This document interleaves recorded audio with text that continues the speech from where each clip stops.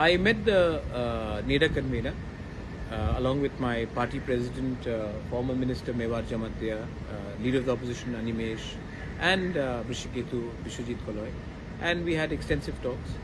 And the Home Minister had spoken to the NaiywiTongnairok convener.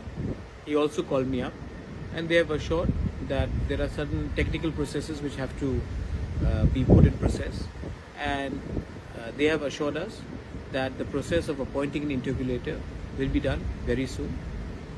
They asked us to be patient and to trust his word and commitment on it. And today the NaiywiTongnairok convener will also be issuing a statement regarding the same. So therefore we will wait and see what the statement is, and then we will obviously wait for the appointment of the interlocutor.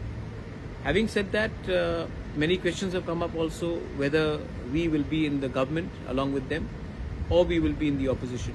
We are very comfortable where we are. We know that we were elected by the people to raise the voices, and if we sit in the government without our issues being addressed, then we will be doing a huge amount of injustice to our people. So we have decided that we will not sit in the government, but keep on raising the voices of our people, the grievances, the problems of the indigenous Tiprasa. And till the time there is no complete solution to our demand, we would rather sit in the opposition than sit in the government and become silent. So that's our stance.